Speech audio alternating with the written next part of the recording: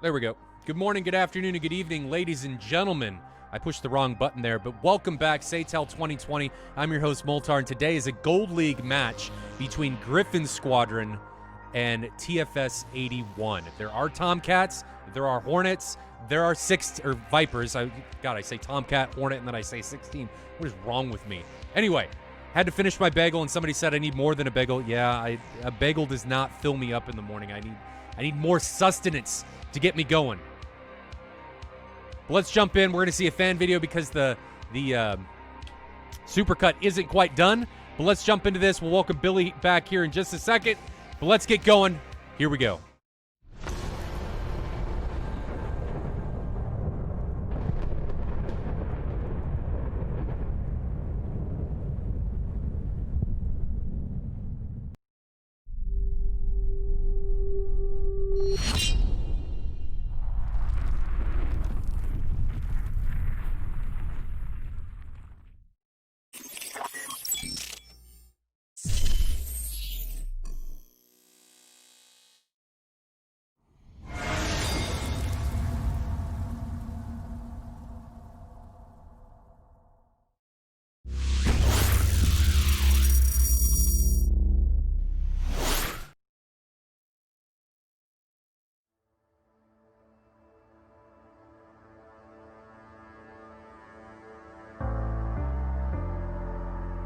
The night beckons you.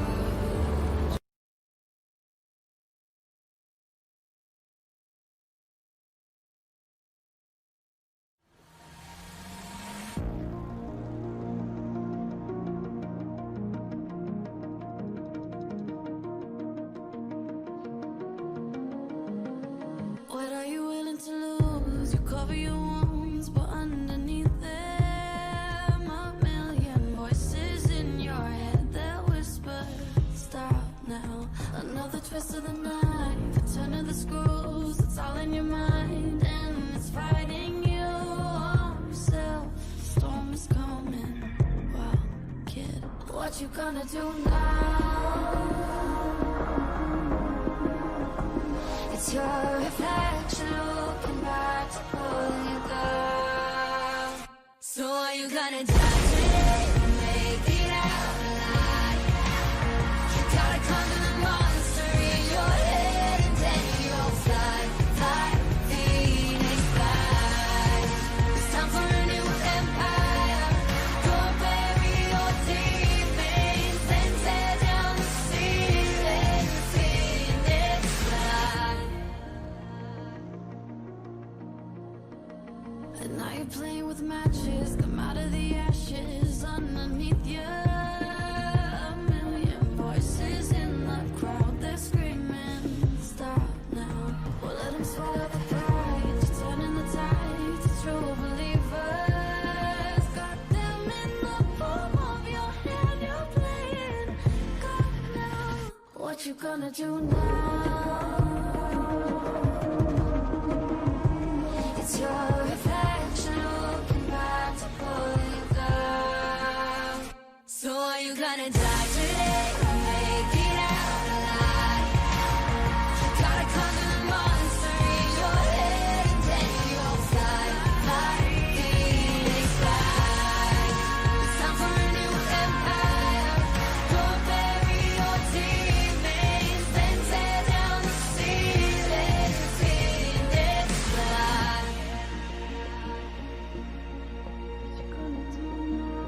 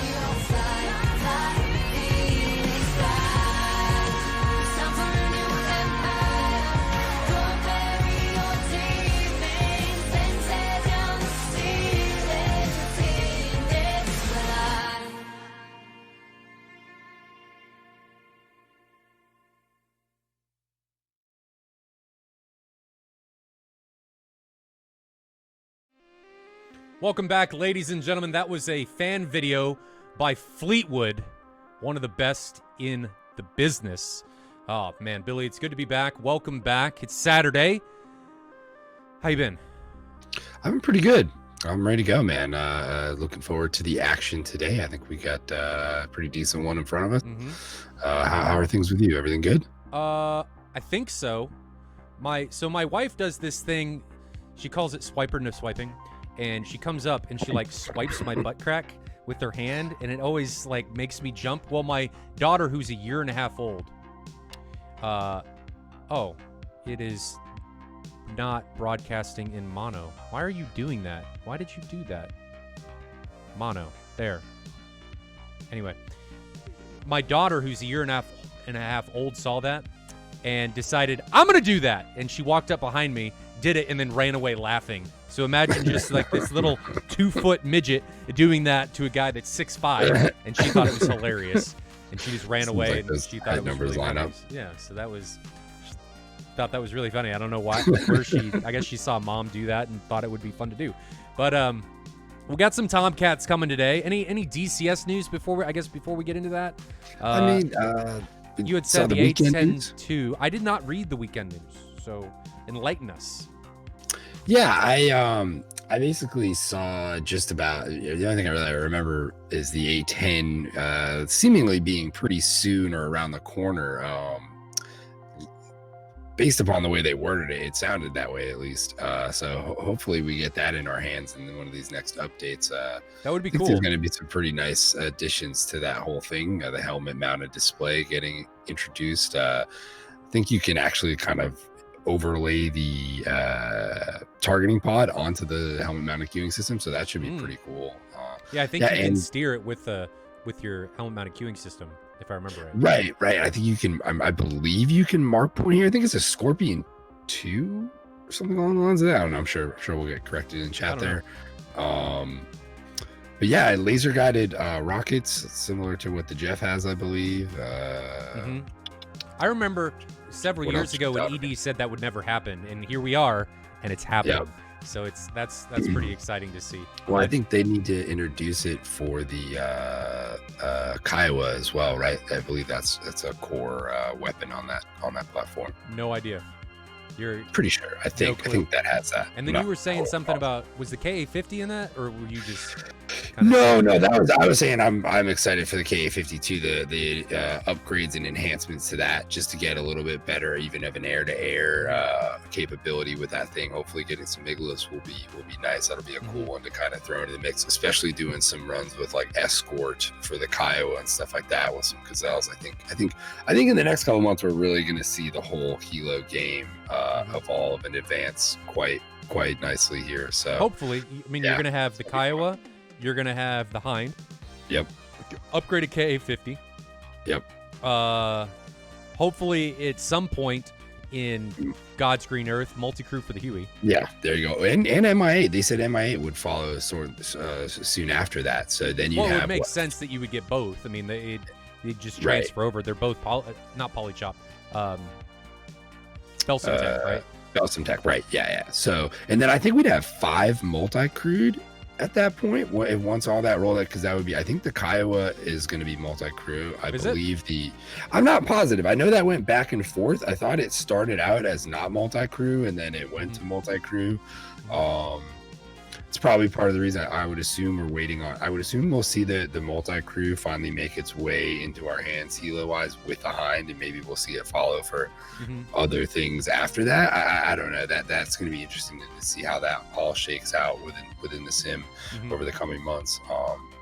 But you could tell the Syria map is definitely geared for it. I mean, the low level visibility and detail of everything is pretty remarkable.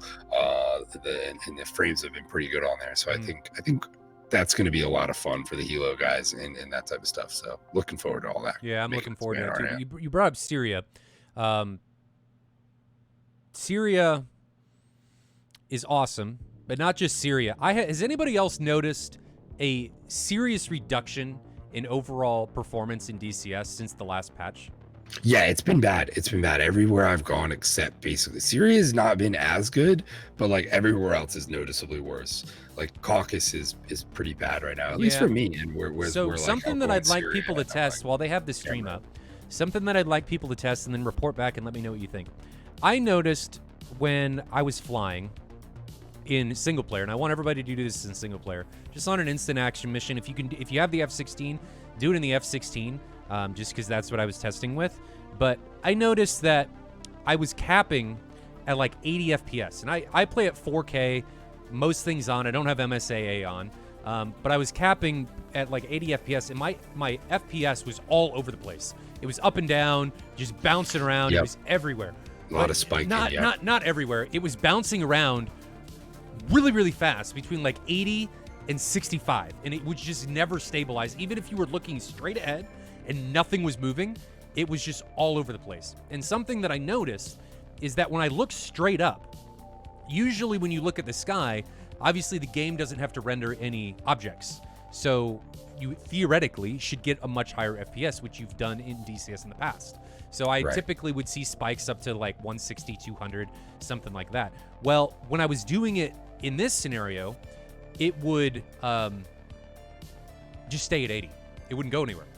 So 80 was like the highest I could get, and then it would start to drop. So as soon as I got into the mountains, it would drop into like the high 50s or 60s. You said this is on Caucasus, right? Yeah. This is the instant action Caucasus mission, the free flight I mission noticed for the Caucasus 16. specifically seemed worse And it's with than the others. it's with 100% trees, and it's with high visibility range. And I usually fly on extreme.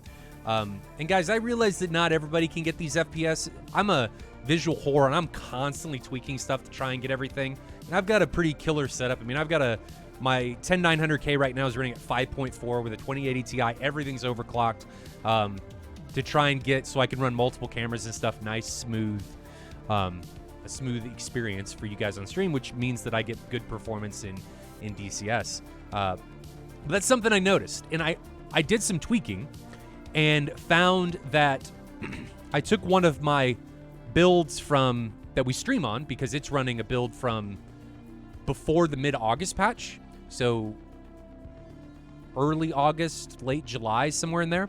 And when I did it with the same settings, my FPS immediately jumped to an average of like 120 or 130. Yeah, for me, the patch we got Syria on, which I believe is the patch we're talking about, I don't think I've ever had even close to performance like that in DCS. Well, I don't know what they did there, but like, let's try to harness that and keep that going. The reason you were getting really good FPS at that point was because, and I don't know if it was on other maps, but on Syria specifically, the view distance, there was a bug where it would only render out to like 5 miles, and you could see Syria's pop in. But I think it made people realize that I really don't care about all of this stuff as long as I can see it close, and it was just butter smooth for everything. I mean, you really fly low. It was nice. But I pointed that out to Jabbers, and Jabbers made a bug report about it. But I think that got fixed, and I think when that got fixed, I think something else maybe broke with it. It still doesn't feel like when I've flown on Syria since then, like I still feel like the excuse me, the airports are popping in basically at the same distance and rate they were. I didn't before, fly for so a I week just or didn't so. notice that. Yeah, it seems like it's still at least rendering in at the same distance and rate. Although I didn't fly for a week or so because my power supply went pop. Yeah, took everything with it, and then I had to rebuild my computer, and then I had to replace my motherboard. I had to redo all of my stuff because it took my boot drive with it, and it was just a cluster. So I ended up doing that and fixing that, and then I got back in, and I was having these problems. But this leads me to my last thing. Well, something I noticed, and if anybody's having severe performance issues, this is something I want you to try. I noticed that if I took my old build, and this is part of the benefits of having like 4 different versions of DCS on my machine, I took an old build and I upgraded it to the latest version, and it worked fine. I got all my FPS back. So I think something ends up happening during the upgrade process, and I don't know what, but something breaks and causes severe performance loss for a lot of people. But when I upgraded my old version, which was one of these streaming clients, I upgraded it, and these are all on the same machine running the same settings. I just upgraded it to a different version. I went from a max of 80 FPS to, again, having 120 or 130 in the same scenarios, which was bizarre. I have no idea what was causing that, but it was something inside the DCS build, and I found that if I effectively reinstalled, it fixed the problem. Shifty Mover says the same thing. I don't know what's causing that. I don't know if it's the bloat from DCS has a tendency of making backups and stuff in the folder, and then it puts stuff into a download folder. I don't know if that is causing the problems where it's bloating and the CPU or something's looking through stuff. I don't know. But a reinstall, for whatever reason, fixes that. I don't know why. So I just wanted to let people know that if you are encountering serious performance issues, just blow away your DCS directory. I know that sucks, and reinstall. And it seems to fix virtually everything, which is bizarre. So, Billy, if you're having performance issues, maybe just move your current DCS directory out of the way and reinstall it and see if that fixes it. Interesting. So I just moved it from one drive to another too, right around the time that 2020 came out. So I don't know if that played into any of that as well. Maybe I need to. So we're saying this is something that a repair won't necessarily solve. It won't. Interesting. I tried it. It doesn't fix it. Yep. I tried deleting my FXO folder. I tried deleting meta shaders and doing all that. It didn't do anything. I was messing with graphic drivers, and I was getting a boost with certain graphics drivers, but reinstalling DCS seems to have fixed the problem. So I don't know why.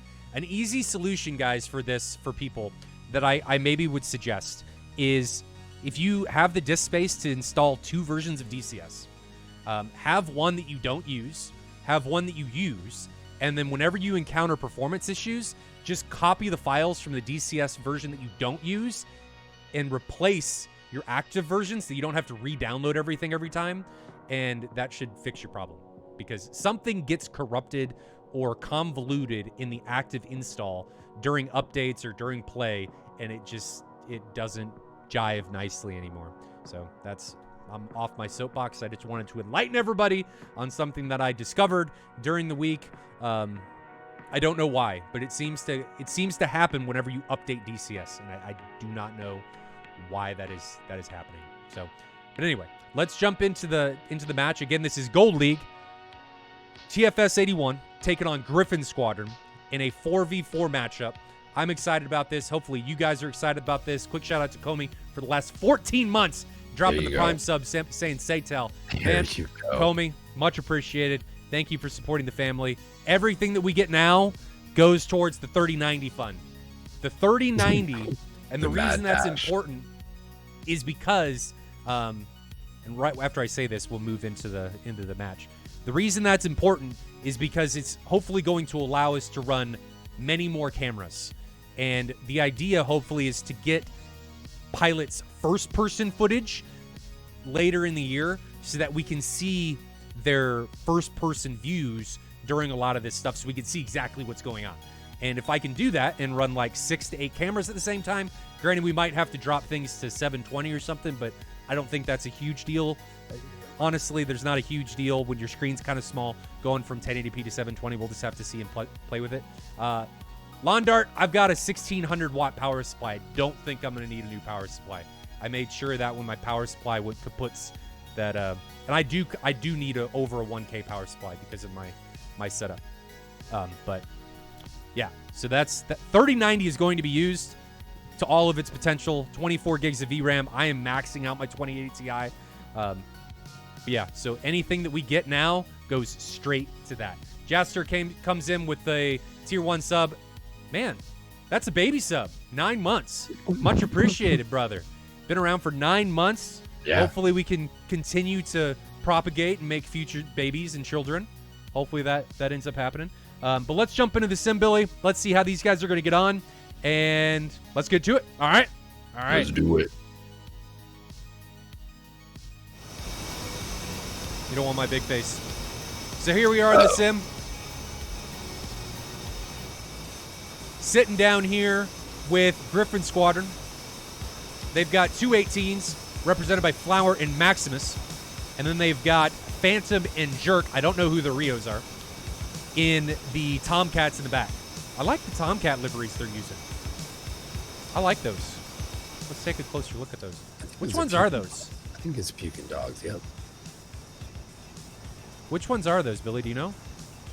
I believe it's the Puking Dogs. I don't remember the exact. I don't know my VFA squadrons or anything. VF 143. Yeah, VF 143. Looking at that's the fin back there.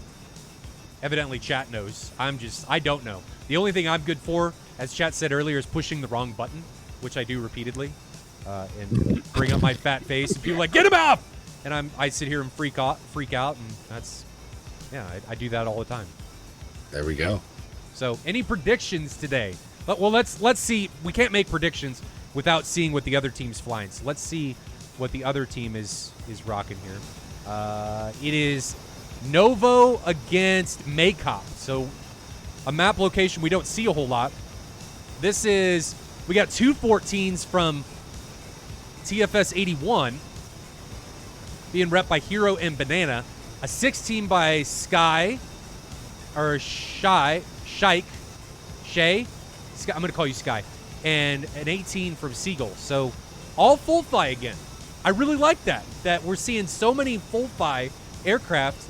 We hardly ever see Flaming Cliffs anymore. We touched on that briefly on Thursday, but we hardly ever see it. Yeah, it's really not. It's not been as nearly as much of a thing as we've seen in the past. I like to see that as well. I like seeing guys get into the airframes that definitely require a bit more to kind of get down and use too, especially on a competitive you can't see level the other like team. that. There you go. There's the other team. Sorry, I gotta change that. Again, wrong button. Moltar, stop screwing up. At two Tomcats aside. Yeah. So somebody said hopefully we're gonna see some Tomcats. Some killer cats. I think we're going to. 4 Tomcats representing half of the aircraft in the sim. I think we're going to see some Tomcats make some stuff happen today. So we got 3 18s, a 16, and 4 Tomcats. So 4 14s. Do you think some telephone poles are going to be making their presence known? Absolutely. I think we're going to see quite a bit of that today. Curious to see who gets the first Phoenix off, which side, and do we see both jets fire? Do we see multiple shots? I'm curious. I don't know. There. Was it 2 Tomcats and 2 Hornets aside? We'll make up. It's 2 Tomcats and 2 Hornets for Gryphon Squadron, and 2 Tomcats, a Hornet, and a Viper for TFS 81. Interesting mix up there. Okay. Yeah. Correct. Yeah. It is a little bit interesting. I mean, mixing the 16 and 18. I mean, you fly what you want. I don't think there's a huge difference. But the 16, I think, in this scenario is going to be out of weapons carrying capacity disadvantage. To some degree, yeah, I think so. You got to be a bit more careful with what you do and how you do it. How far is the distance of Bullseye here? The distance is not very far. This is a fairly close map. It is 100 miles between the airfields, so only 50 miles. It's Novo against Maycop, so very, very close.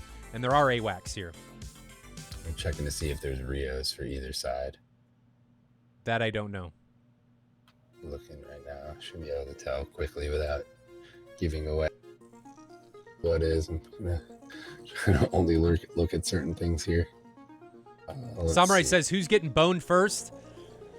I don't know.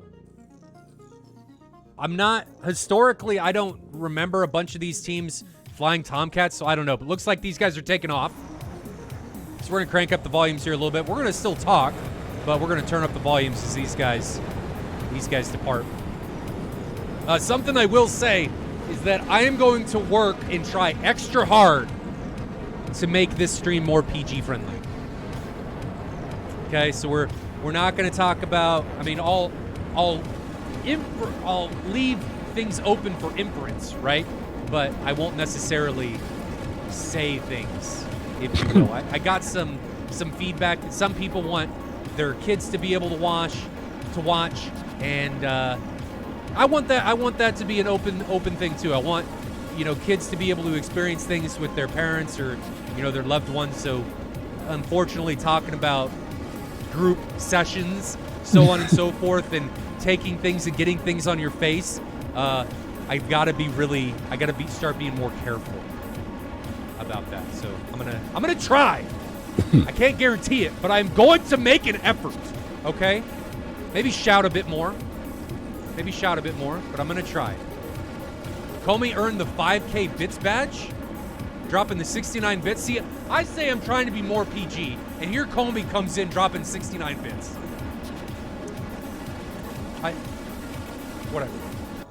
Whatever, Comey.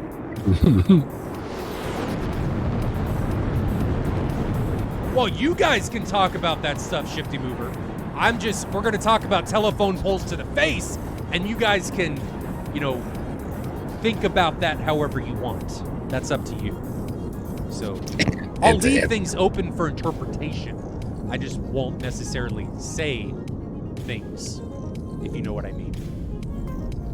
Kind of like 69 is a number that's open for interpretation. Most people just have a tendency to sexualize it. So, yeah, kind of like that. I'm just not going to blatantly say things. I'd give examples, but I feel like if I gave examples, I would be impeding the progress already of my PG. A little bit. Yeah. Just slightly a little. And to answer the question, it looks like 3 Rios. It looks like Gryphon Squadron. Both Tomcats have a Rio. I don't know who for what. But there's 4 pilots in Tomcat, so I'm going to go ahead and extrapolate. That means there was 2 Rios, and it looks like there was 3 Tomcat pilots on the other side. So it looks like one guy was flying that Tomcat by himself. I'm not sure which one. Putting his faith in Jester. Xander Draft. Yep. Or Xander Draft. God, I always screw up your name. Xander Draft gifting the tier 1 sub to Kruberix. Welcome. He's gifted 30 subs to the channel so far. So thank you very much for that. Welcome, Kruberix, to the family. Billy, do you have any predictions? I think we're going to see the Tomcats definitely be a pretty big part of this, and I'm assuming the other airframes are going to play more of a supporting role. I think those guys hunting each other should probably be priority for either, because I think the moment you take out those Tomcats on the other side, it gives you a little bit of ability to kind of push in further and be a bit more aggressive, knowing that there's less chance of a Phoenix coming at you, So probably reducing the number of possible Phoenix shots. That was a cool jettison of the drop tank. I liked that. That was interesting. That was cool. This is A weapon restrictions. So the Mark 60 is here. Are we going to see something similar that we saw last week to people not respecting the Mark 60? And hitting them in the face out of nowhere. Looks like Gryphon Squadron's Maximus puts the first 120. Sorry, Billy. No, you're good. The first 120 in the air. That's a long 120. It's rather early. Have we seen a Phoenix come off? 40 miles. No. And there goes another one. There goes another 120 from Flower. Those are 40-mile shots. 40 miles! Maximus dive here. Guys, are the sounds okay with the volumes of the jets up? Is that all right? And I will say that I think TAC View should be working. I think TAC View is working. So if anybody wants to jump into TAC View, you can do !TAC View as a command. And I think it is working.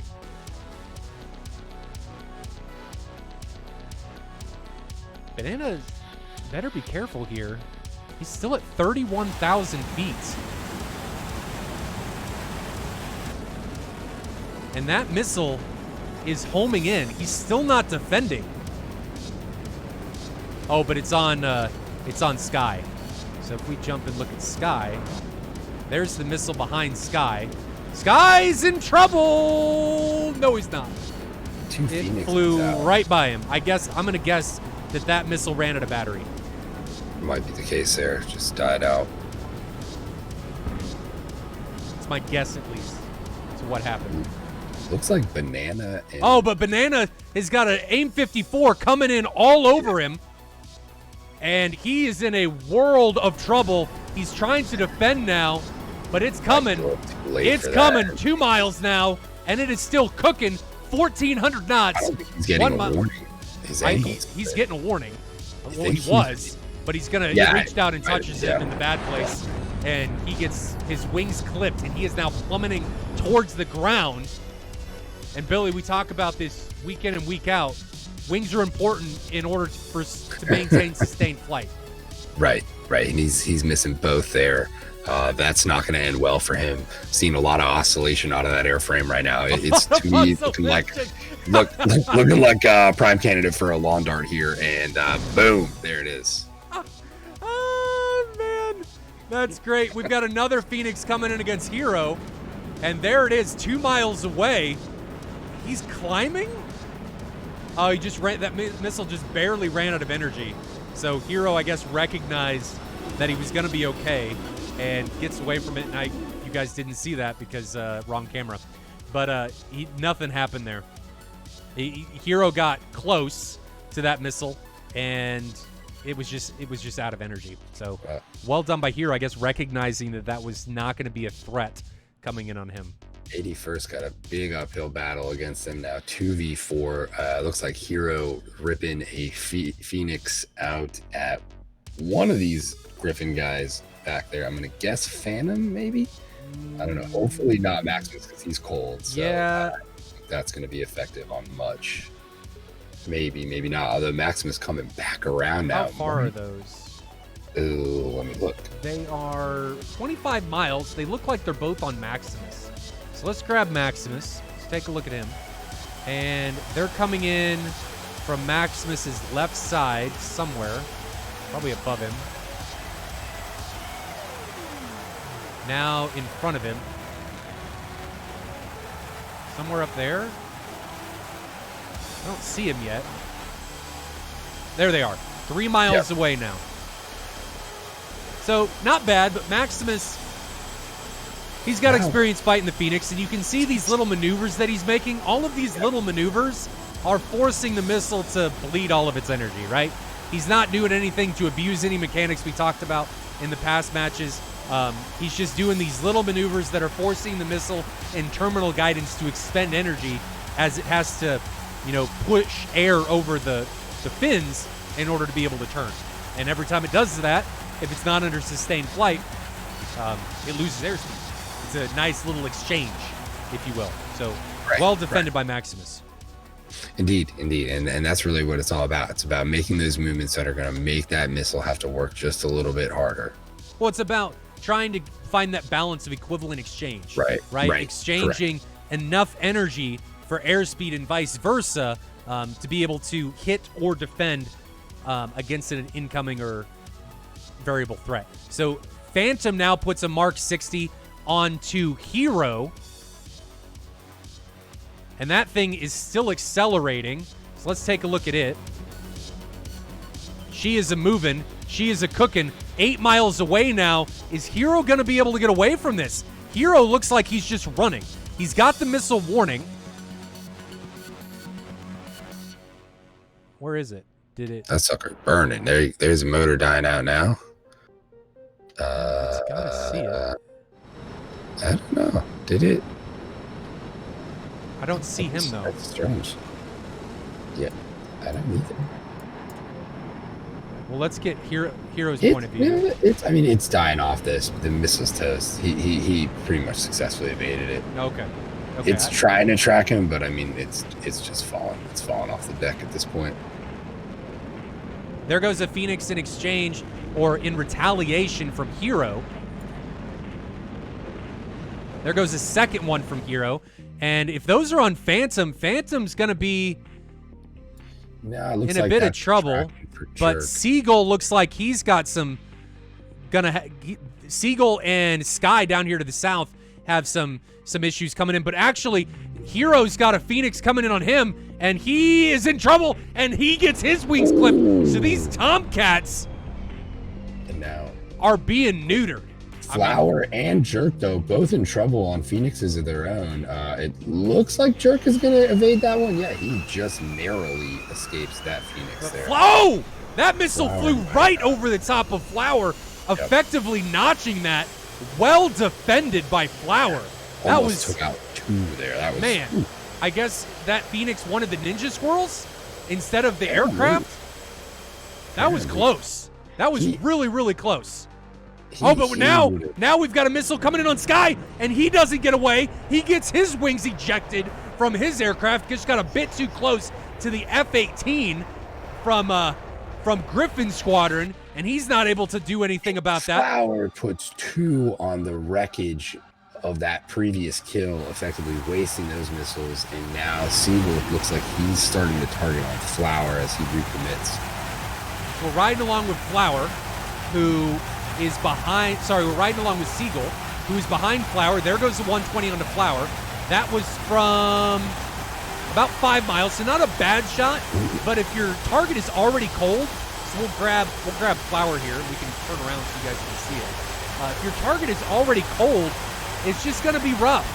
It's going to be hard for the missile to be able to reach out and touch him.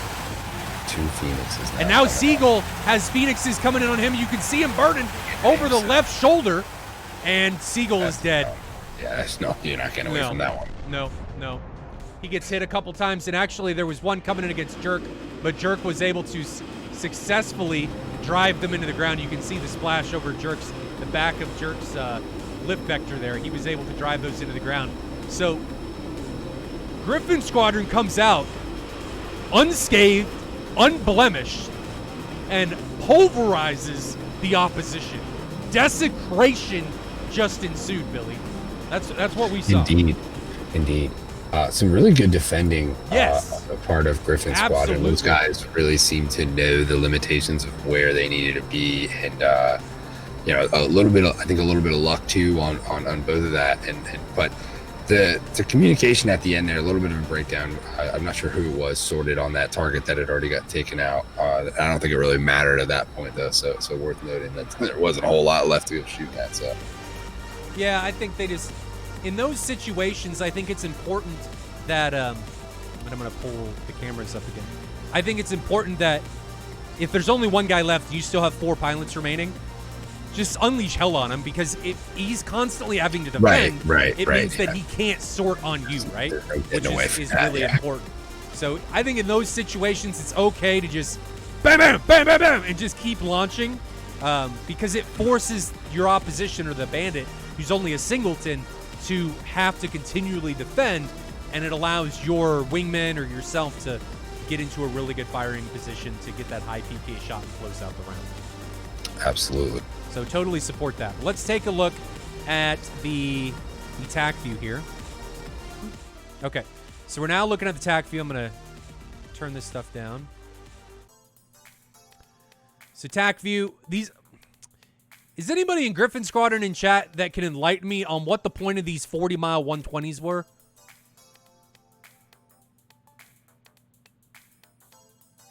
I mean, are you trying to just get the maybe easy kill if somebody's not paying attention? I think you could make the point here, and I don't know if this is the case or not, but they're probably expecting Phoenix and maybe setting themselves up to defend against the Phoenix. And what was the distance on that shot? 40 miles. Yeah, but you know if it's not a Phoenix. I mean, you know. Yeah, you do. You really do. So, to some degree. I think it may actually be longer than 40 miles. Yeah, 45 miles. I mean, I guess you can launch from these ranges if you're trying to get the bandit to do something. But a crank and dive, I mean, I guess you can use them to try and get the bandit to just descend. But I think I would have rather seen a Phoenix in that situation. Because your opposition doesn't even need to turn and dive. They can just turn around. Like, all they need to do is stay at their altitude, do a nice high-speed bank turn, and turn around. They don't even have to descend. Just turn around. So if they turn around, the more I talk about this, the more I understand it. I guess Gryphon Squadron was just trying to cause havoc in the line and try and cause some chaos. So I kind of get it. And the Absolutely. the 18s do carry. They get the AIM 9s. They get the 6 120s and the 2 AIM 9s. So they do have that bit extra on the weapon loadouts, right? No, I don't think it's the worst decision to go lobbing 2 of them in there that early. I think we tend to side more on the conservation end of things, but I don't think that's necessarily wrong here. Sorry, just downloading something real quick. It's all right. Okay. Anyway. Am I remaining Discord? Am I just now there you go. represented as the form of a Discord? Sometimes. It's my Anyway. altered format, but it is what it is. So let's keep this going. Good defense on the AIM 54 here from Hero. They recognize they probably need to turn around. Banana just gets caught with his banana out, and that's as far as we'll take it on the PG rating. And he gets caught too close to Tomcats. I mean, you can't be caught at 25 miles against a Mark 60 at 30,000 feet. It's just not a good place to be. It's not a good place to be. He tries to defend it, but in reality, the only way he's getting away from that is if he's able to get it into a vertical notch. I think you can notch horizontally at that at high altitude, but it gets a little problematic because it's if you don't notch correctly, you're not going to be able to line of sight it, and you're just sitting out there with things exposed that you don't really want exposed. So he ends up getting taken down, and he's the first casualty for the TFS 81 side. Hero does a really good job up here to the north of defending this incoming Phoenix. He bleeds it out of all of its energy. It's down below Mach 1 by the time it reaches him. So that's well done. That's the kind of defensive maneuver that I'd like to see. He also recognizes when the missile is out of energy and recommits. Right? He recognizes that he doesn't need to get taken completely out of the fight, which I really like, and just recommits. So well done by him. Gets a couple Phoenixes. I don't like this double tap. I don't know if this was intentional, but I don't like that double tap.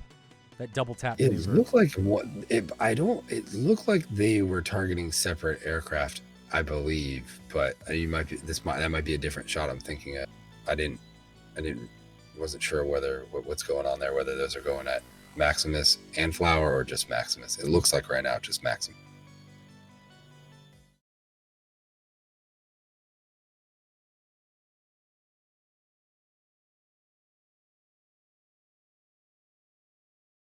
Anyway, sorry, my camera disappeared. Okay, yeah, I don't know.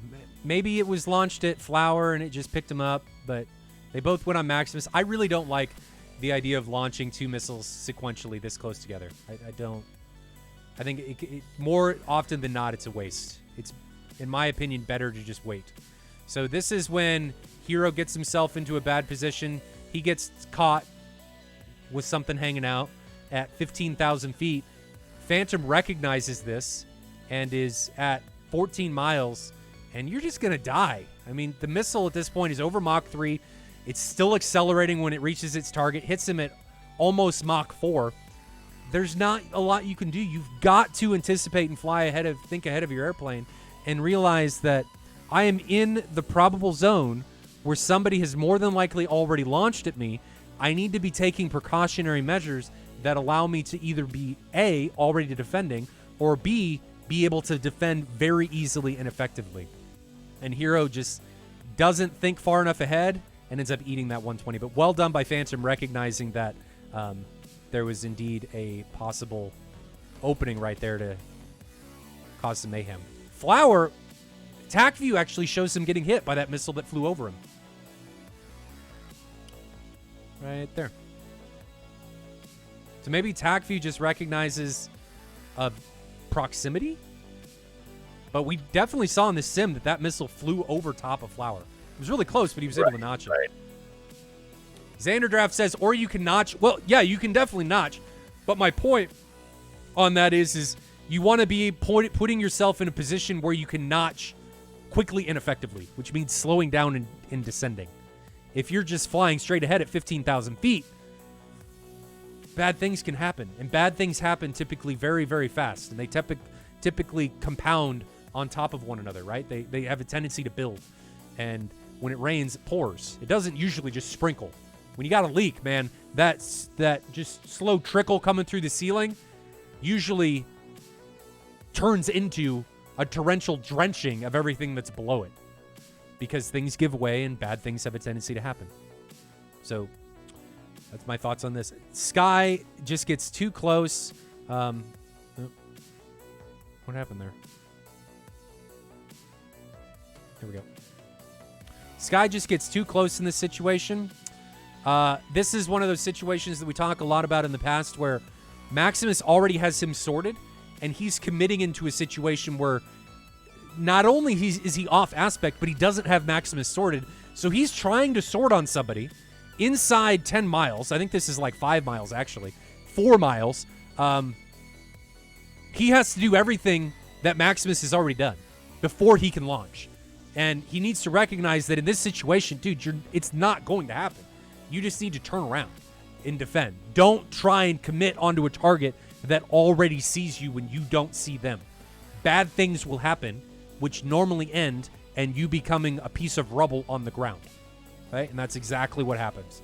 He ends up becoming, instead of one big piece of an effective war machine, an aircraft, he turns into several smaller pieces and is scattered all over the ground. Seagull is the last remaining. Oh, sorry. Go ahead, Billy. No, I was just going to comment. They did a decent job, I think, in the early phases of that, of avoiding some of the traps that Gryphon Squadron laid. But I think as things kind of progressed there, once they lost that first Tomcat, it became kind of difficult. And I'm curious if Gryphon was looking for those Tomcats to take out. That I'd be curious to know that. Maybe. Southern Jumper points out that Tomcats, the reason you can sometimes see a double tap is because old tracks. I think he's saying this is double just tracks from one target, looks like 2 jets. Oh, that makes sense. Being in we were having this conversation yesterday, and I think this is something new after this more recent patch. Listening to Jazzy, his Rio, talk about it, it's something different is going on with that radar right now, and it seems to be producing tracks at times in triplicate, even more than that. It's doing doing stuff that it hadn't previously been doing. I know that. So well, this match was flown not on this patch. Right, so exactly. And that's what I was going to say. Some people need to recognize is that this patch is actually a July patch, because this match was flown the 2nd of August. So the things that you guys see in the sim right now are not necessarily are indicative of what these guys were doing. So this Seagull's the last guy remaining, and he just gets obliterated by all kinds of things. And I thought it was actually multiple aircraft. It was just Jerk firing everything he had left on his aircraft. AIM 7s, AIM 54s. I'm surprised there's not an AIM 9 coming off. But it's just, he unleashes everything. And there's nothing that Seagull can do. He tries to defend, but even if he does defend, if you're going to double tap, this is more of what I like. Don't just go bang, bang. Try and wait a little bit so that if somebody defends the first missile and then comes out of that notch even a little bit, they're going to get slammed by a second incoming threat. If you just put both missiles right next to one another, they only have to defeat one thing. But if you space them out even a little bit, now that one thing turns into one thing that they see and something else they probably don't. So I like that Jerk waited and spaced these weapons out instead of just launching them right after one another. I like that. And the first missile ends up getting Seagull, so it doesn't matter. But just I think when you space them out, right, and maybe put one on the loft trajectory and the other one coming in at more of a flat trajectory at a later time frame, right, sooner or later down the timeline, you have that ability of one dropping him down and the other one kind of coming in and chasing afterwards. And I think that can be a pretty deadly combo if timed right, in the right situation. Yeah. Well flown by both teams. I will point out, guys, that TFS 81 said that they were having issues with desync or something. So Banana has told me that there were some problems, especially with the Tomcats, with lag in the HUDs, which I think can happen with desync and stuff where things don't refresh. I think part of that has to do with the Phantom aircraft that we don't see, because there's actually 2 aircraft and they have to sync together. So I was just told that that was going on during this match. So take that for what it is. I wasn't there, but that's what I was told. But good, well done by both teams, especially Gryphon Squadron for coming out unblemished, unscathed, and desecrating TFS 81 in a very impressive way. Very impressive way. So Billy, do you have any closing remarks on that round before we move on to? No, I'm gonna hope that we see 81st for 80 Squadron 81. Hopefully pick up on a little bit of what Gryphon was doing there. We maybe look for the changes they might make here in round 2. That's all I got. Any takeaways? What do you think Gryphon Squadron did well? I'm trying to get the supercut set up. What do you think Gryphon Squadron did really well? I pointed out earlier they evaded really well, and I think that definitely should be brought up again. They seem to have a pretty good knowledge of when to evade and how to make sure that missile is being bled of all its energy. I think they also did a very good job of coming out and being fairly aggressive against Squadron 81. So hopefully Squadron 81 can figure out how to combat that in an effective manner, because I think that's going to be kind of the key to victory in round 2. Good point. All right, well, guys, I'm going to send you, Alpha Whiskey just finished the supercut, so I'm going to send you the supercut while I get round 2 set up. Again, this is TFS 81 versus Gryphon Squadron. Gryphon Squadron currently leads 1-0.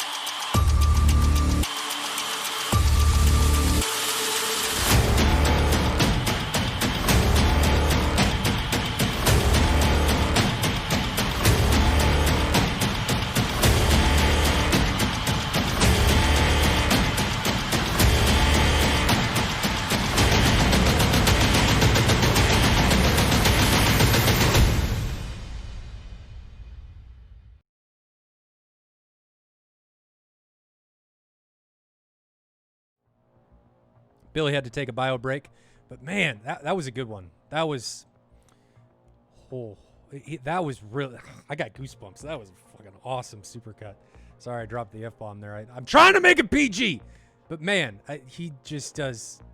You missed a good one, Billy. That supercut was sick. That was really good. Yeah.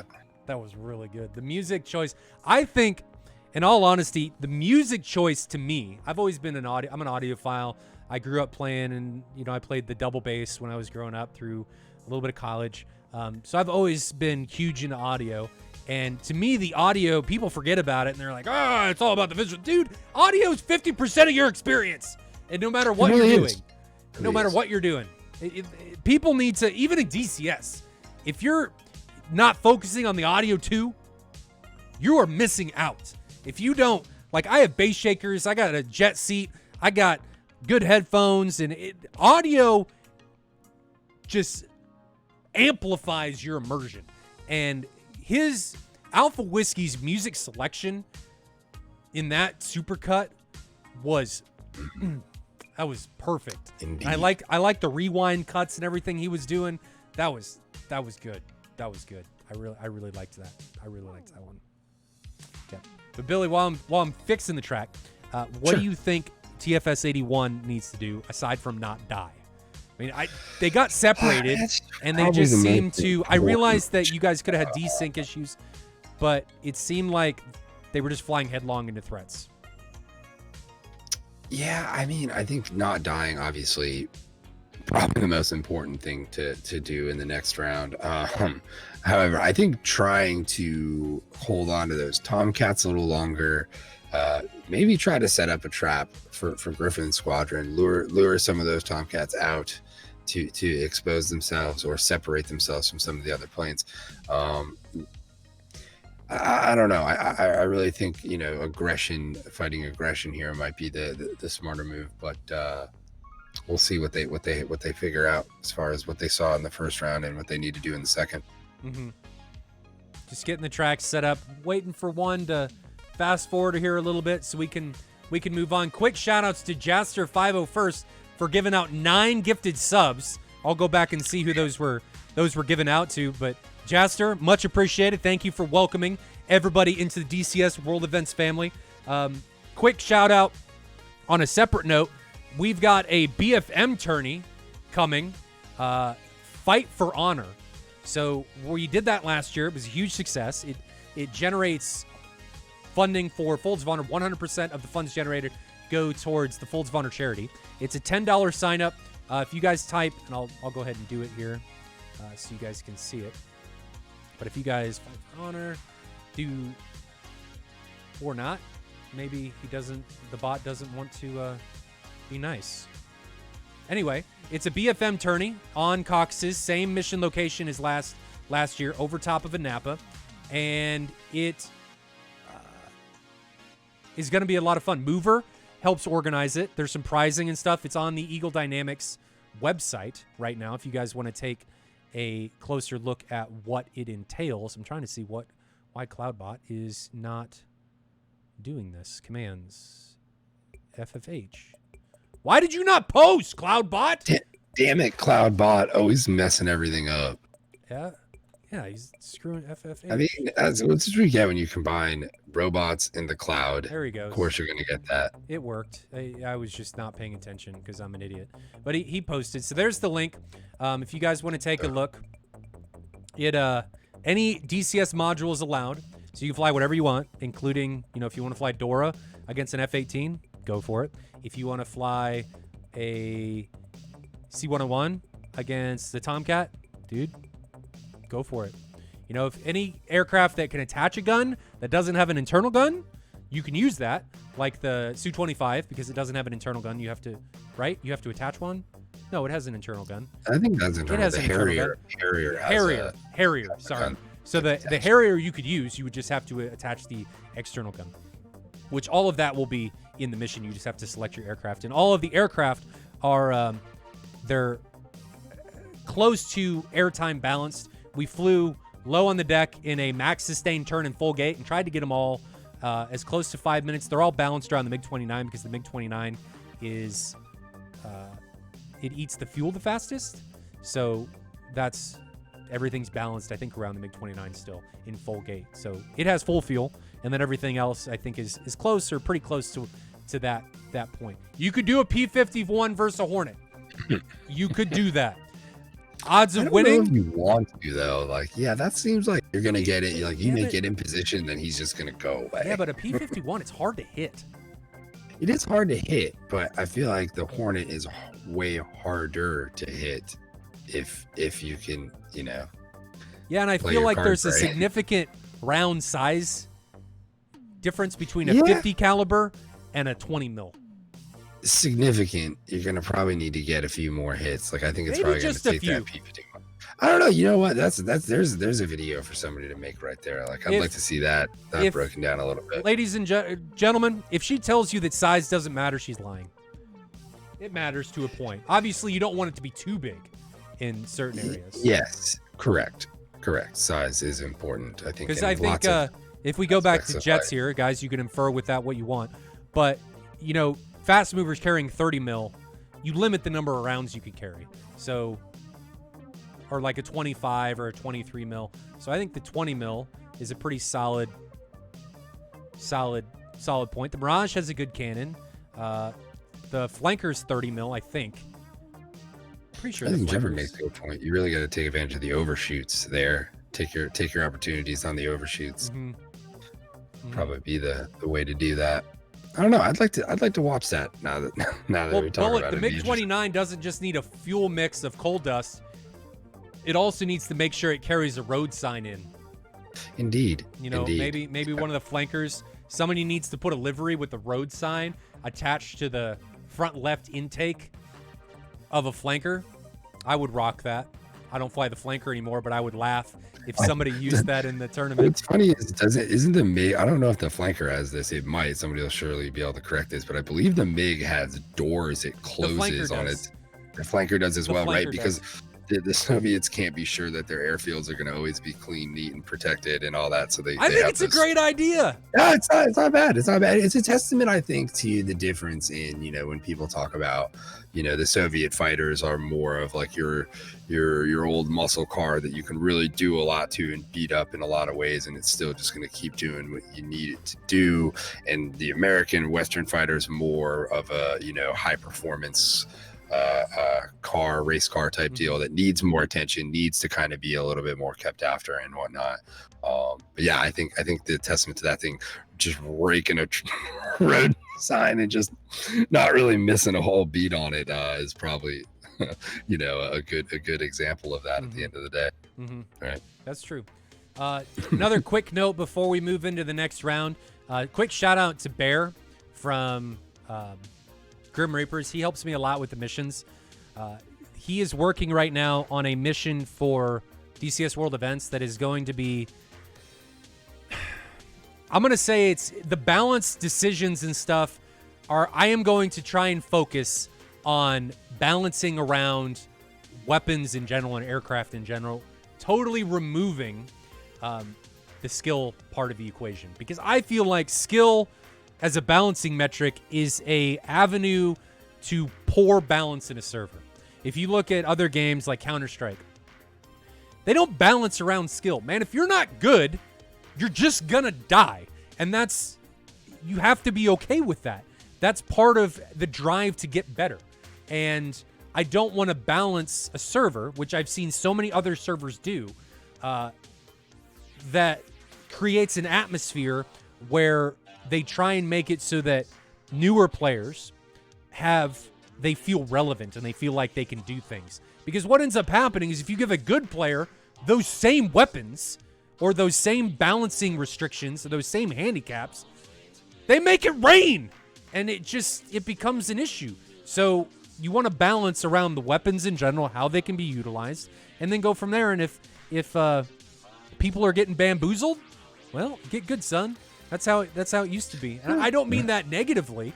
I just think that's the only way you can effectively balance in a multiplayer, competitive, semi-competitive environment if people want to win. Balancing to the lowest common denominator, which is usually the skill, just leads to problems. I would totally agree with that. Problem is I think in DCS right now we have an ocean of difference between some of the varying skill levels. I think there's, you know, your general veteran group that has a really good understanding of what's going on in the different modules, and then there's, you know, the new crop of people that usually is an evolving door on that whole thing. People come in, they get into DCS for a little bit, they leave, and then there's like this small group in the middle that's kind of just somewhere in between that. But I think that there's this large group of noobs and then this semi-large group of people who've been doing it for a while, and it's just when those two groups mix on a server, which I think we've seen it in a lot of different instances, it just doesn't end well. It's just, I think it's not good for new people coming in. They get discouraged. It ends up being frustrating for the people who are doing it, because you're dealing with a bunch of people who don't really have this like entire idea of what is actually happening in the environment they're in, which is understandable. You can't expect people to like find DCS and just instantly Matrix style know what the hell is going on, right? Like it takes a while to kind of get that knowledge level built up to be able to go in and really be on your toes in one of these servers and whatnot. So I think that is something to think about as far as, well, the way you balance around that, difference. The way you balance around that, and we've talked about this a little bit in depth in the past, Billy, is the problem that you're talking about is exacerbated when you have asynchronous sides, when you have non-symmetrical aircraft on both sides of the equation. So you get, you know, really good players with better weapons, typically, because NATO typically has better weapons in the sim. I'm not saying that Red 4 doesn't have good weapons. I'm just saying typically in the sim, NATO has better weapons, both air-to-ground and air-to-air. So that issue is exacerbated when you have only certain aircraft allowed on certain times because you have people that'll only fly on one side. So the way around that is you put all aircraft on both sides. Right. And that allows, if there's an imbalance part of the equation where one team is getting raffle stomped, well, it allows people to migrate, because I can tell you right now, the majority of good players are going to want to fly on the team with the disadvantage. They're going to want to fly on the team that's getting raffle stomped if they have equal payloads, like if they have the same weapons. Right, yeah, that's how we are. Yeah, absolutely. Right. They're going to want to do that because they want the challenge. They want to be able to kill people. And nobody wants to go in and fly and just fly. At least I don't fly and not have anybody shoot at. I would rather be 1v10 than 10v1. Right. And so it's about finding a challenge. I think for the veteran group is looking to find something that's a challenge. And in a lot of places you go right now in that server list, you don't find that. You find people trying to learn how to get better at DCS. And I saw a lot of comments in there, and I'm a firm believer that you have to take your lumps to get good at DCS. Getting good at DCS is about getting shot down. You get, at first you get shot down a lot, then you get good at evading, then you get good at, evading and killing. I think there's a natural progression to that, especially in the PvP side of things. And I think, there is an aspect to that, but I think at times when you really bring an advanced group in versus a newer group, that can be counterproductive in some ways too. Sure. So I don't know. I think there needs to be more of a structured kind of setup to that whole thing, ideally, but that's I don't know how realistic that is at the end of the day. But I just think the way things are kind of set up now isn't very conducive to the community as a whole. I think it helps in some ways contribute to people getting frustrated earlier on, putting the game down and not picking it back up. Sure. And I think if we want to see that community base grow, which I think for me and you has always been a big part of what we do here and in a lot of our other endeavors within the community, is to help try to grow that community. The more people who do this, the better off we all are for everything at the end of the day.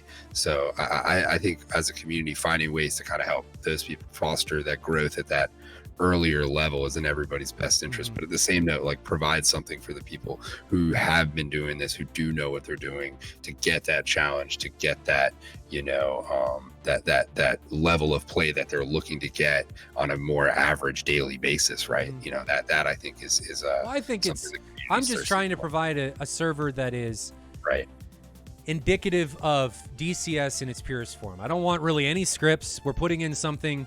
If anybody remembers Open Conflict from 4 or 5 years ago, he had a script in there called Skynet, where if you flew within a certain distance of an airfield, it would warn you that, hey, you've been fired on, you have a certain amount of time to exit the area, and if you didn't, you'd blow up. And the reason that's important is because it removes the need for huge amounts of base defenses to stop base camping. It actually, a script like that totally removes the possibility of bases being camped and allows people to get into the fight. It allows people to press and not feel like, they can't do anything. And it allows the server to run better. And so this server is going to have very few, if any, scripts. It's going to have that put in so that we don't have really any SAMs on the entire map, because SAMs, radars, affect server performance. It's an attack defend server, so it's going to have limited ground targets so that you can still fly strikers if you want to. You can drop bombs if you want to. It's one team is going to be attacking, one team is going to be defending, so there is a win-lose objective there.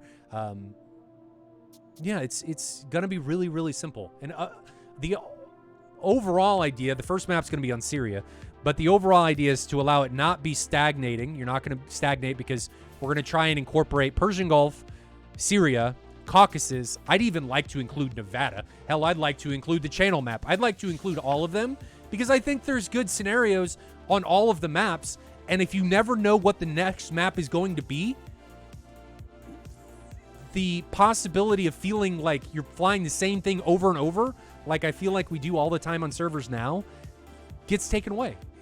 You're constantly flying air combat in different arenas. It's different missions. I mean, if there's 50 possible missions, you always feel like you're flying something fresh.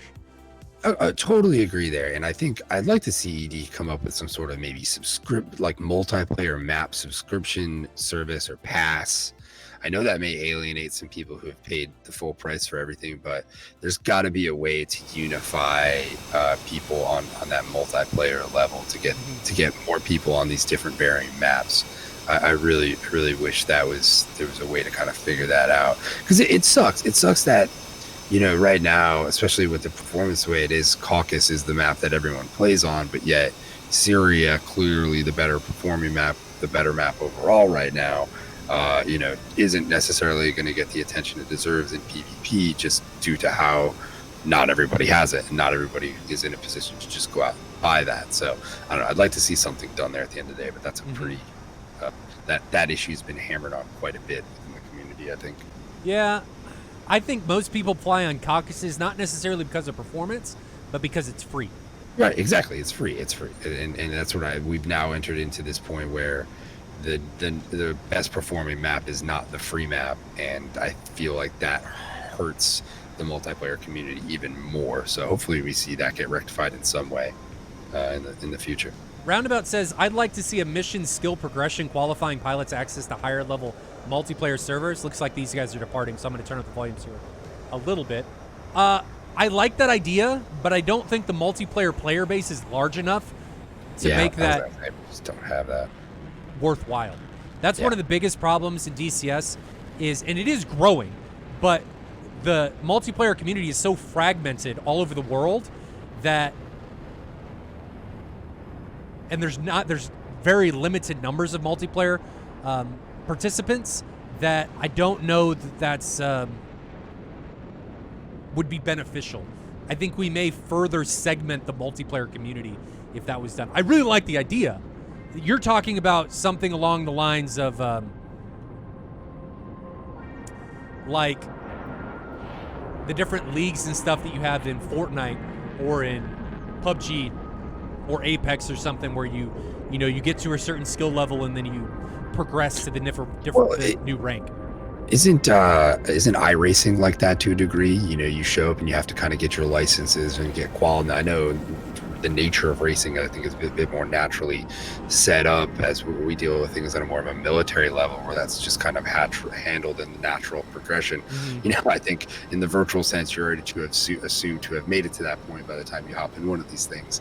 And that's just obviously not the case. It really would benefit from a structure like iRacing has, where you have to kind of work your way up through a program that not only teaches you what you need to know, but teaches you the stuff you need to know in the right order.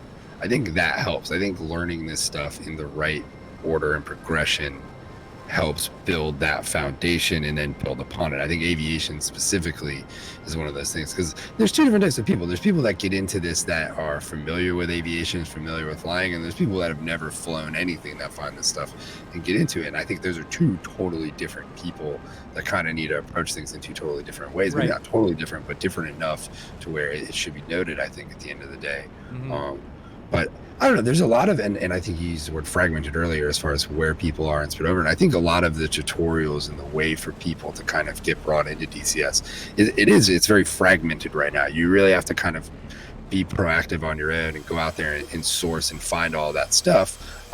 And I think, you know, for something like a game like you referenced, Fortnite, you know, to go out and kind of get good at that and figure out what you need to do to get better at that, there's a lot of readily available information. It's all right there, as where there's so much, you know, that benefits from how little information there actually is to learn in comparison to what we're doing here, where there is just absolute mountain of information that you need to kind of intake. And I think if you don't intake it in the right order, you can kind of hurt yourself in some ways. So I don't know, I'd like to see some, you know, maybe the community get a bit more organized on that, but that's such a, you know, difficult thing at the end of the day. But see, you just see a lot of the new people where they'll understand certain things, and then it's like, well, wait a minute, how did you get to that point without not knowing that, you know? And it's just, I'd like to see some of that stuff get corrected, because I think at the end of the day that helps speed up where people are within, you know, kind of learning DCS. Yeah, somebody in chat brought up maybe a cool idea, and that's to what would happen if there was just a ranking system where it wasn't, you wouldn't play against different people, but if you were just assigned a multiplayer rank based on even if it was just your kill to death ratio in ranked servers, and a server had to be of a certain quality so that people couldn't go abuse the system. Maybe some sort of statistic for taxiway takeoffs, like disconnects or something like that. So maybe like, oh, this guy taxiway takeoffs a lot. Get stay the F away from this idiot. That type of stuff. Yeah, and if you're out there taxiway taking off, you're an idiot and you make everybody's day worse. Roundabout says, I think sometimes new players come in with an Ace Combat mentality and they get frustrated when they get owned and don't even know why. Yes. But I think that's a big thing of people just jumping straight into multiplayer and not realizing that this is totally different. And maybe that has to do with the communication by Eagle Dynamics in the community to make people aware that this is not Ace Combat. Right. But maybe that's why they're doing whatever that new thing is that they're doing, MAG or. Yeah, and there needs to be a stepping stone. There needs to be like a gateway to this whole thing at the end of the day. There totally does. I just hope we don't see them not really support full fidelity PvP, but more so focus on, the Flaming Cliffs 3, for lack of a better name, style PvP, if you will. I just hope we're not, as a community, kind of forced into that, and then the full fidelity stuff is left to the simulation, content creation side of things. I really hope, and if you listen to the Nick Gray interview, he makes it sound like that's not going to be an issue, where we're really not going to worry. We're going to see what we do here evolve into a much more polished version of what it is, and hopefully we start to see that happen. I'm just going to keep making sure I bring up the dynamic campaign every damn time I'm on here, because that's all I want at this point. Where is this missile? We're looking at the wrong one. Here it is. It's correct, and it's definitely that didn't help its energy state at all. Yeah, it's still doing okay. It was at like 60,000 feet, 1,800 knots now, descending. I don't see its target. I think it's Seagull.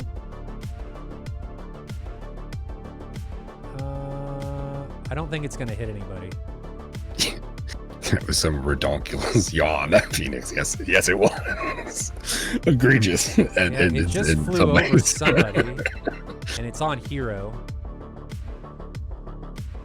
Well, it might. 800 knots. Oh, we're watching the wrong one.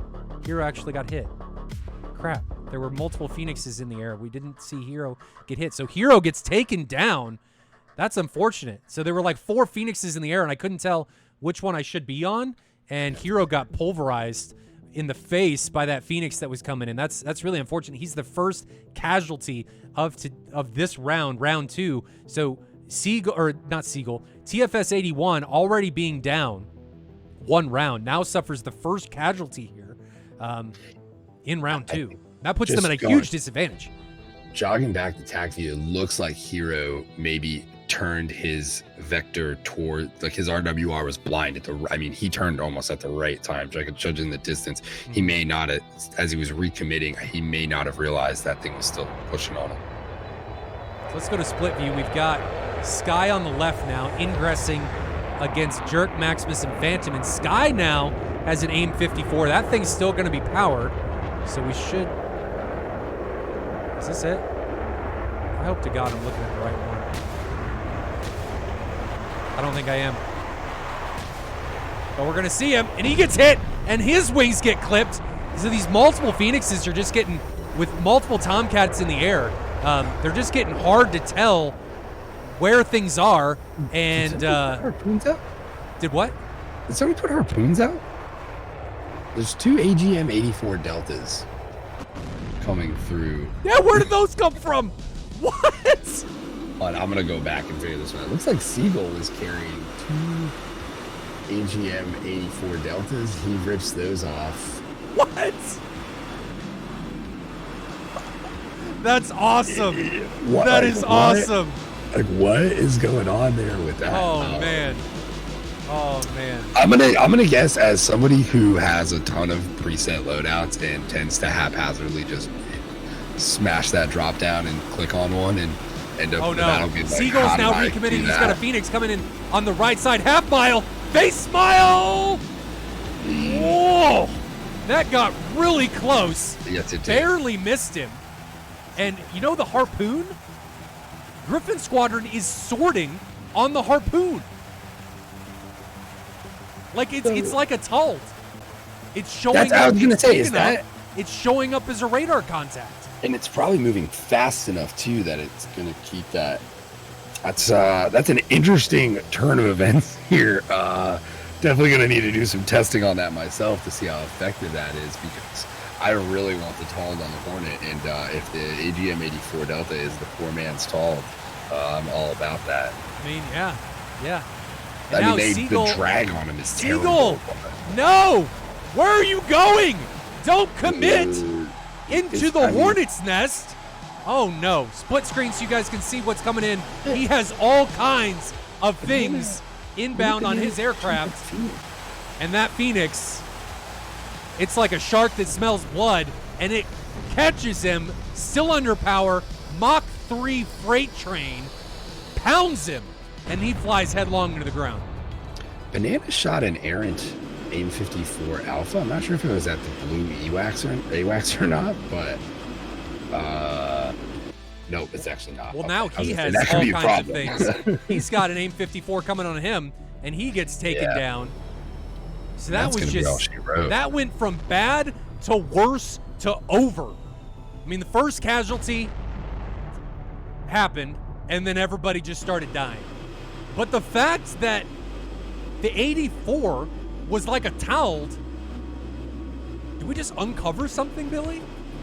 Is this Yeah, I don't know. I'm gonna meta? do some testing on that. Gonna figure that one out, because if that's the case, I'm gonna need to be doing that on a more consistent basis. Man, I'll tell you what, the times we've used the Tald on the PvP servers, it is remarkable the amount of people that will just absolutely hone in on that and unload some of their weapons on it. So that if that is definitely a thing, that could be a real interesting turn of events here. Whether we see that more or not, curious right now. yeah, that was. How much does the AGM-84 weigh? I'm not sure on the weight. I do know it induces a ton of drag, or at least it did when they first came out, when I was using them a bit. Yeah, I don't know. I'm gonna be curious to see how effective that is, because I know you're probably not going to do a ton of crazy maneuvering or PFM with those things underneath your wings, and I'm pretty sure nowadays, I know I hit the paddle the other day with some JSOWs on the wings, and those suckers ripped right off. So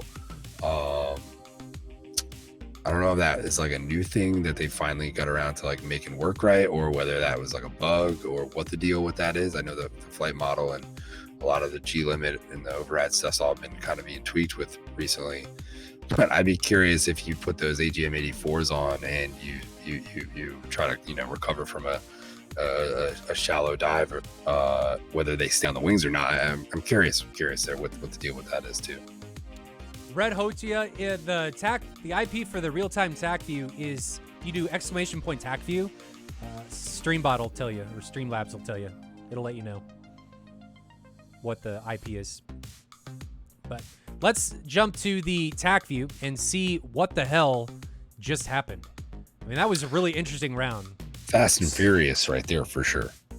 Based really solely on the AIM-84. I'm not looking at the right. I'm I mean, that attack view. There we go. Okay. So Gryphon Squadron ingresses. They launched the two 120s again, same as they did last time. TFS 81 responds with two AIM-54s, and Gryphon Squadron just does a really good job of defending early. They really start defend. I'm gonna guess they can see these things, and they recognize that they've got incoming missiles, unless they're STT locked by the F-14, which is possible. I mean, I'm curious what the RCS on a AGM-84 is, because the Tald is I believe Yaga at one point I recall saying that the RCS on a Tald is like a B-52 or something like that. Chat, your job is to find the RCS on the AGM-84. What is it? I'm going to laugh when we go into a multiplayer server and there's just AGM 84s everywhere. No ship all is over the place safe anymore. Just ships ending everywhere because of the random AGM 84s out there. Harpoons everywhere. It's like a fucking Moby Dick novel. Oh, anyway. AGM 54 or AIM 54 launched by Jerk, and it was supported, I'm assuming, the whole way on Hero. In Hero, I don't know that he ever got the missile warning for this. One, it came down from 50,000 feet. He's in a bank turn virtually the entire time, and he just recommits straight into this missile. So it's like his vector towards it. The best way I can put this would be like you turning around if you had a little brother or a bit older brother growing up, your older brother going, hey, and you turning around and him just punching you in the face. That's like what just happened. He turned around and the AIM-54 was like his big brother and just smashed him. Yep. Broke more than his nose. Actually killed him, so maybe his big brother would be pretty unhappy because he killed his little brother. But Hero just recommits into this AIM-54 and just gets smashed. Flower has a really interesting approach here back to Maycop. But and Bullet saying you can see a harpoon at 20 nautical miles with an F-18, F-15, okay. and F-14. But how well do they stay on your radar? Is my question. Like, do they notch you easily? How easily can you keep them? I wonder. And you can set, I think, multiple turn points for that, so you could have this thing is doing all kinds of weird shit. Here's the second kill. It's on Sky from Jerk. So Jerk gets the first 2 kills. The F-14s, man, just ran a train on these guys. Just Yeah. I won't go any further than that. AIM-54, Sky just flies straight into this at 12,000 feet. I don't know. I'm going to assume that this was TFS-81 said they were having cockpit issues, and I'm going to guess that this was desync, and he just didn't. I'm going to assume he didn't give him the benefit of the doubt and didn't get the missile warning until late and defends, and missiles still at Mach 2.5 and just crushes him. So he gets taken out. Now we're down to Seagull and Banana. But look at all these missiles that are being launched on this AGM-84. So there goes 120C from Maximus. It hits him. Now we've got this second one that takes another 2 120s from Flower. So that's 3 120s unloaded onto these AGM-84s. Flower, where are you going? I'm looking at the camera in the top right. He's off-roading. Interesting. Then you've got this Seagull's just in a poor position. He's totally surrounded into a concave by Gryphon Squadron. Well done by them. I like that Maximus launches, recognizes that, hey, I don't want to get any closer, is able to line of sight that incoming 120C and gets the hell out of Dodge. Seagull, in the meantime, takes one up the tailpipe, and it's an AIM-54, so there's no way you're going to outrun that, and it's still accelerating by the time it reaches him. So he gets taken down, and then Banana is the last one remaining. And Jerk gets a third kill. So the 14s get all of the kills. Really? In this round. Jerk and Phantom account for all 4 of these kills. Wow. There you go. Dang. Dude. Bullet also saying that they are good tracks that you can intercept, and they also don't IFF, so they're going to be ambiguous. So, yeah, that is a pretty decent. There's our new meta. Right. Yeah, exactly. Just wait. You'll see it everywhere. Quick shout outs to Xander Draft gifting a sub to M Hero 15. Thank you very much. Xander also dropped 69 bits. Thank you. Gutter Kings has subscribed for the last 2 months with a Prime sub. Welcome back. Southern Jumper dropped 300 bits. Thank you very much. Roundabout subscribed and is back for 7 months with Tier 1. Comey dropped 64 bits. Much appreciated. And I don't know. Can we scroll back and see who Jaster gifted? I can't scroll back far enough to see who Jaster gifted those subs to. So if you were one of the lucky ones that got one of those subs gifted to you by Jaster 501st, welcome to the family. Our next match is going to be Tall Wolfpack taking on Outer Haven. That is going to be taking place Tuesday. And then we are going to have JG78 versus Baby Shakers Thursday. followed by, I think Saturday is going to be our return. Saturday is our return to Diamond League. It is going to be Golden Crown taking on TAW. So a week from today, we will be back with Diamond League. Golden Crown versus TAW. Tuesday is TAW Wolfpack taking on Outer Haven, and JG78 against Baby Shakers, rounding out Gold League for that week. So that's it. Great round. Well flown by Gryphon Squadron. They didn't lose a pilot, Billy. No, they were flawless victory. Flawless victory, just like Billy said. Man, well done. Well done by both teams. Absolutely. TFS 81, if you guys are indeed having issues with connections, hopefully we can get that worked out. I'm already talking to Banana, trying to get that stuff sorted. We're trying to bring up an alternate server in Germany as well, but just a server in a slightly different location that the Iranian guys have a bit better connection to, so they can just have a better time and they don't have to deal with the lag. Because evidently with the Hetzer data center, we don't know why, but the Iranian guys are having problems connecting. Everybody else can connect, but the Iranians are having problems. So hopefully we can get that fixed. I don't have anything else, Billy. You got anything? I don't. No, I think I'm pretty good.